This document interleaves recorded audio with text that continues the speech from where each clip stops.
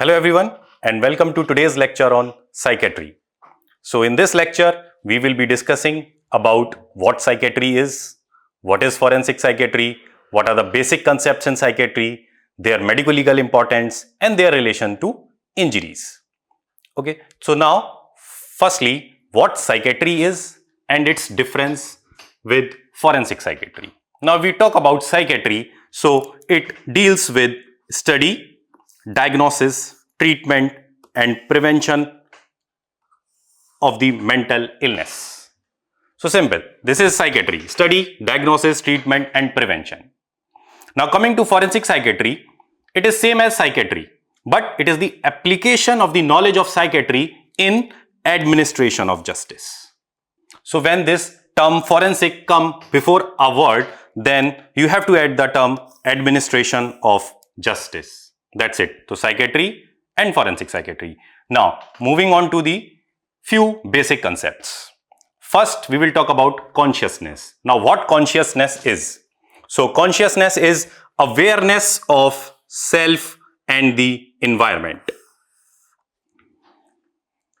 So it can be either disturbance of consciousness as well as the loss of consciousness. If there is loss of consciousness, it is known as coma. And if we talk about there is disturbance of consciousness, so there can be confusion, clouding of consciousness, delirium, twilight state, fugue and disorientation. Now we will take these terms one by one. Like first of all, if we talk about twilight state and fugue, what fugue is? So I have already told there is disturbance in consciousness. Now fugue is nothing but in this the person loses his identity. He forgets about his identity. Then he assumes a new identity, leaves the home and wanders about. That's it. That is fugue. It is usually seen in depressive disorders, epilepsy or schizophrenia. If we talk about twilight state, then there is disturbance in consciousness in which the person experiences auditory as well as visual hallucinations. And he responds to them with irrational behavior. So that is twilight state. And all these terms we will discuss one by one. First one is delirium. So I have already told it is the disturbance of consciousness, where the critical faculty is blunted or lost and it is associated with impaired orientation and inconsistent or irrelevant thought contents. If we talk about the causes, how this delirium is caused, the most important is it is caused by deliriants. Deliriants can be anything like datura, cannabis, cocaine. It can also be caused by alcohol intoxication or drug intoxication or even fever with very high temperature. So if we talk about how the person will be, in this case the person will be restless, he will be excited, he will irrelevant talk something and sometime he will lose control and will become violent. The medical legal importance is that the person, if he is suffering from delirium, he is not responsible for his criminal act. And if he makes a will, then that will is not valid. So these are the two medical legal importance of delirium. Now moving on to drunkenness and dementia. Now drunkenness we will take it in one more lecture, but as far as definition is concerned, then what drunkenness is? It is the state of a person under the influence of alcohol. So the person is under the influence of alcohol such that he lost control to such an extent that he is unable to perform his duty in which he was engaged at the material time. So that person will be under the influence of alcohol and he is not able to perform his duty. Simple, that is drunkenness. Laws related to it, injuries related to it will be taken in another separate lecture. Now coming to dementia. What dementia is? Dementia is degeneration of mental faculties after full development. So it usually occurs in old age, Alzheimer's disease involving brain, of course. And what happens in dementia? There will be loss of higher cognitive function. Higher cognitive functions will be lost, and there will be loss of social inhibitions. That is very important. Okay, so this is dementia. Now moving on, what memory is? Memory is nothing but it is ability to store and recall information. Okay, so it can be either recent or remote. If any disturbance, or you can say when there is loss in memory, it is called as amnesia. And amnesia can be of two types. One is retrograde and the another one is anterograde. Now what is this retrograde and anterograde? As for example, if I take an example, a person suffers head injury. If he is suffering from head injury at a point of time, as for example, this is that point of time, he suffered head injury. So the memory loss which extends backward in that reference time, means that extend backward, the memory loss is backwards, which extends backwards from that reference point of time, is known as retrograde amnesia. And if it extends forward, that is known as anterograde amnesia. Okay, it's very simple, retrograde and anterograde. From that reference point of time of injury, if a person suffers head injury, as for example, the previous memory is lost, that is retrograde amnesia, and then if he loses the forward memory, that is known as anterograde amnesia. Now, what is confabulation? So, confabulation is honest lying. Honest lying means the person doesn't know that he is lying. He doesn't know that he is deceiving. So that is confabulation. Means it is false interpretation of some recent events. He is interpreting that thing falsely. He doesn't know that thing. So that is known as confabulation. Means in this, why it is different from lying? Because there is typically no intent to deceive, and the individual is unaware that the information is false. So that is confabulation. Coming to delusion. So what delusion is? Delusion is false perception. False perception in something which is not a fact, and it persists even if its falsity has been proved. As for example, if there is a delusion of grandeur, in that delusion of grandeur, the person thinks that he is very rich. If you tell him, no, it's not true, then also that delusion will persist, or that perceptions persists, even if its falsity has been proved. So that is a delusion. Okay. Now, characteristics. A normal person can also have a delusion, but he is capable of correcting it by reasoning of power and his past experiences. So it is mainly found in epilepsy and schizophrenia, and it is not seen in usually anxiety, neurosis, or any neurotic illnesses. Now coming to the types of delusion, as I have already told, delusion of grandeur. It is also known as delusion of exaltation.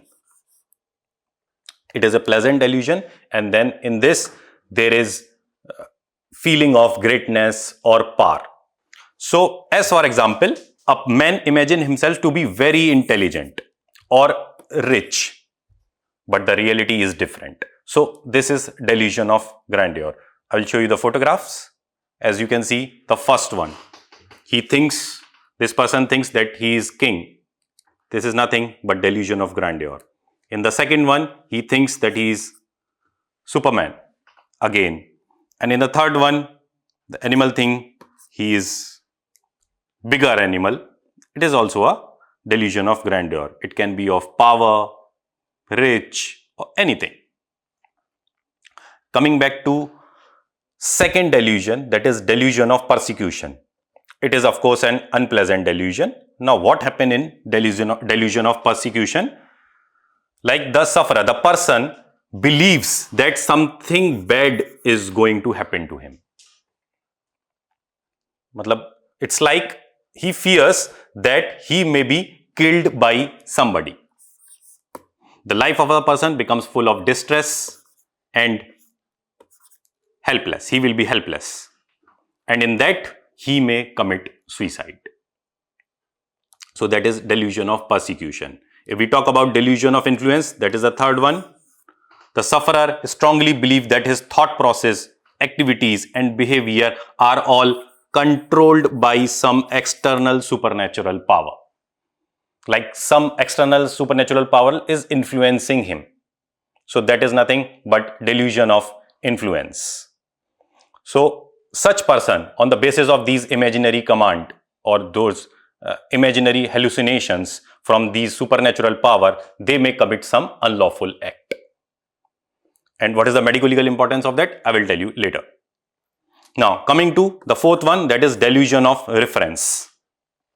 The person believes that the people refer to him in a special way.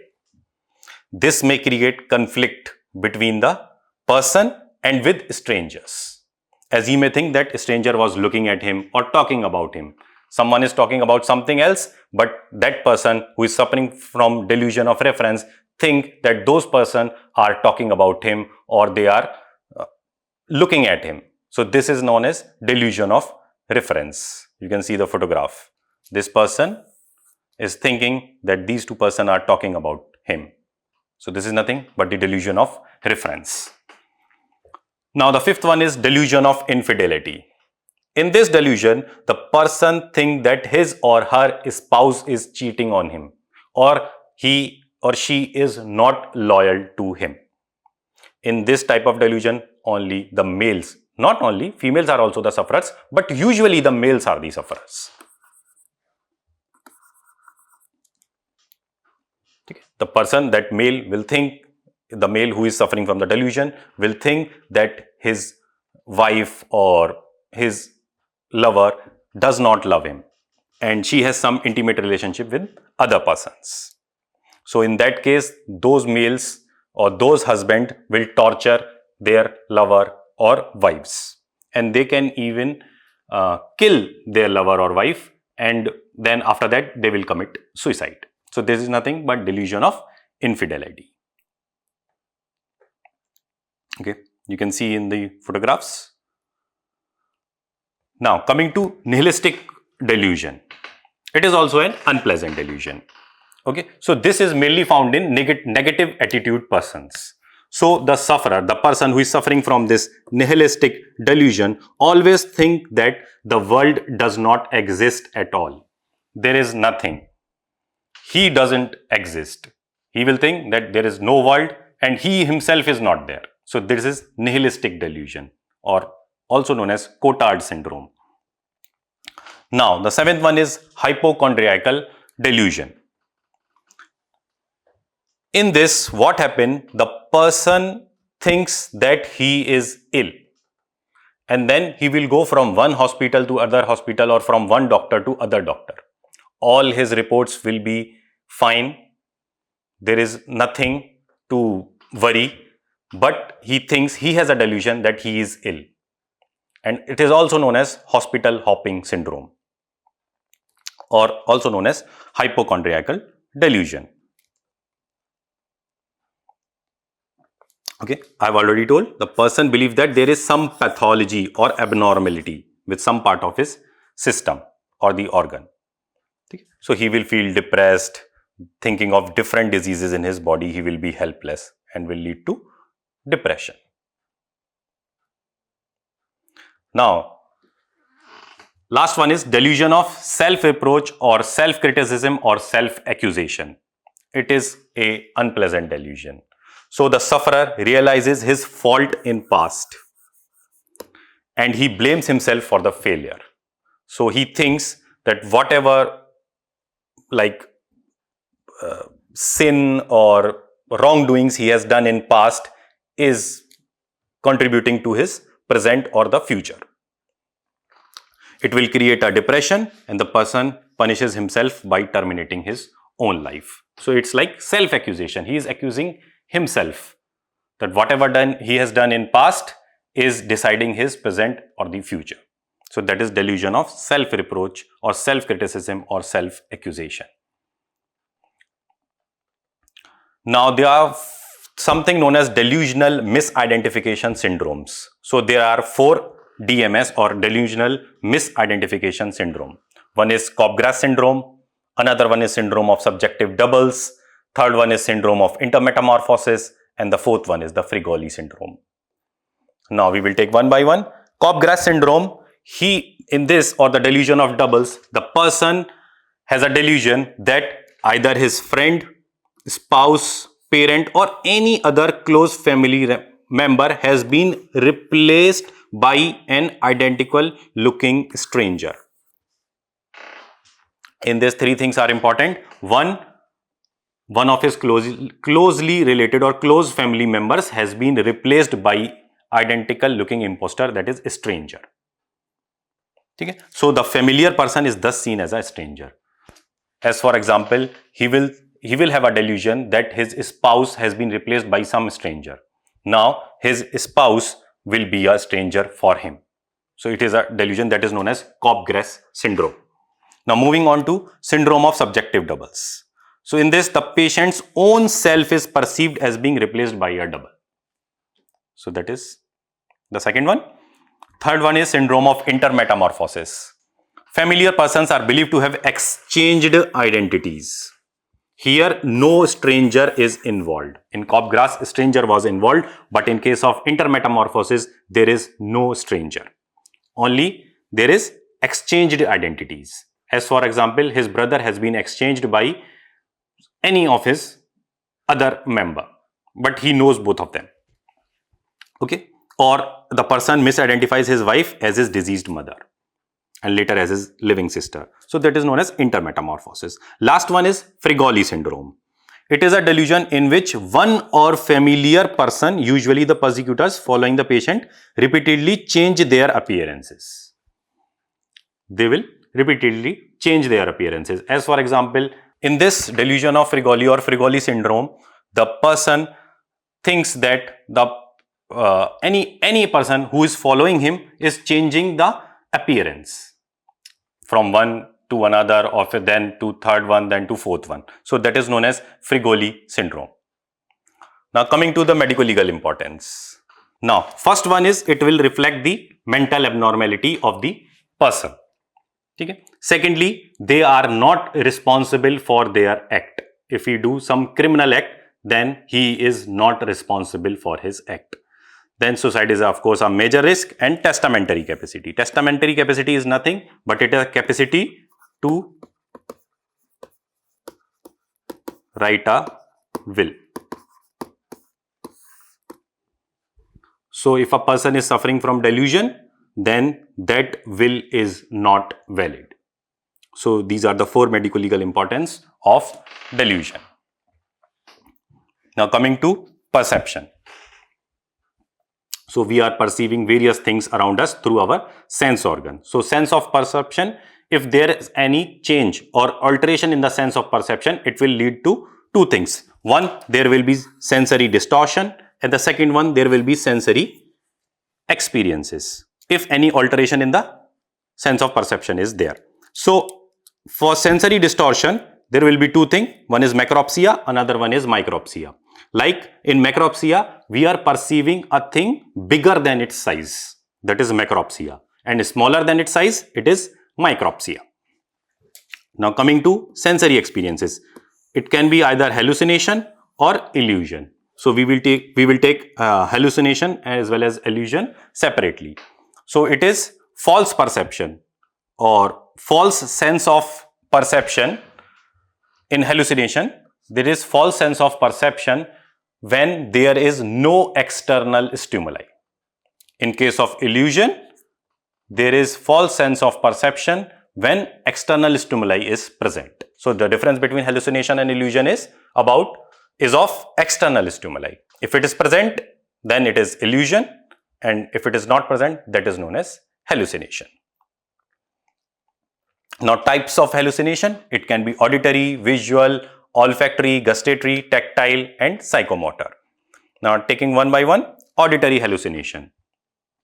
So, the person will hear pleasant or unpleasant sound or voices out of nothing. Means there is no external stimuli, but he is hearing all these sounds.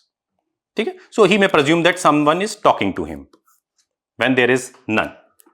Okay? So, this is auditory hallucination. As for example, if we are talking to God, it is normal. But if God is talking to us, that is known as auditory hallucination. Now, second one is visual hallucination. A man thinks that he is seeing something whereas there is nothing. He will see that, as for example, he will see a tiger, but there is no tiger. So, that is visual hallucination. He is hearing something, he is hearing music, but no one is playing music. That is auditory hallucination. Same thing with olfactory hallucination. He is smelling something, but there is nothing. So, that is olfactory hallucination. Gustatory, a person feels sweet, sour, bitter, good, bad taste, all those things, but there is no food or nothing like that. So, that is gustatory. Tactile, imaginary sensations over the skin is tactile hallucination, also known as formication or haptic hallucination. It is seen in cocaine intoxication, this tactile hallucination. There the person thinks that insects are crawling over his skin. So, that is tactile hallucination seen in cocaine intoxication or chronic poisoning of cocaine. Now, another one is psychomotor hallucination. So, in this, a man will have a feeling of movement of some part of the body in the absence of such movement. There is no movement of the hand, but he thinks that his hand is moving. So, that is known as psychomotor hallucination. It is usually seen in alcoholism. Now, the causes of these hallucinations. So, this visual hallucination is usually seen in organic brain diseases or focal CNS lesions.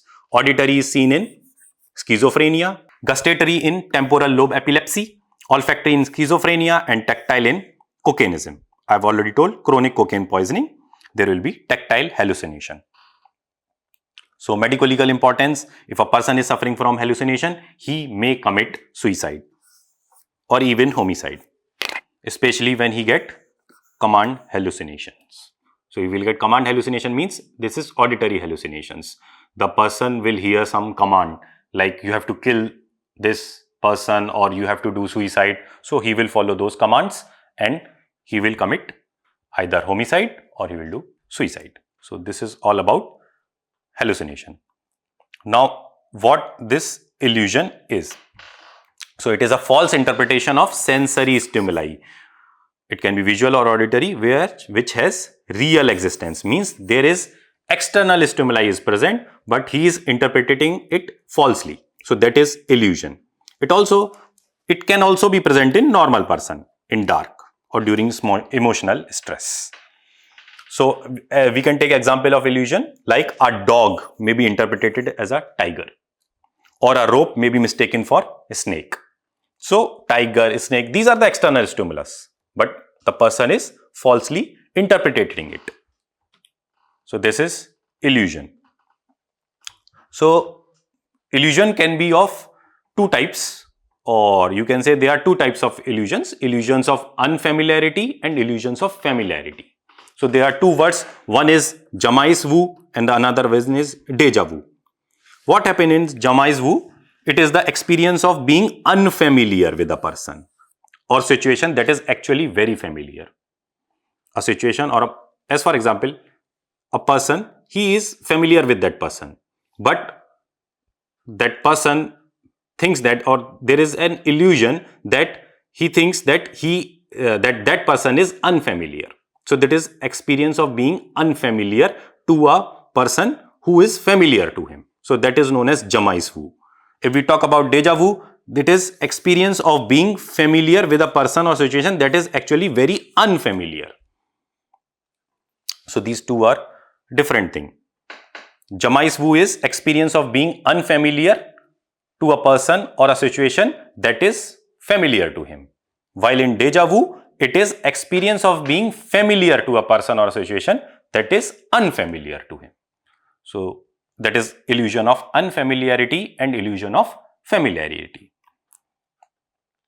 Now coming to emotion or mood or feelings, that is known as affect.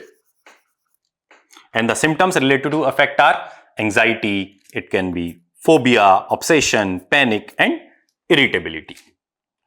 So we will take phobia first. So phobia is nothing but it is unreasonable and irrational fear of a particular object or a situation.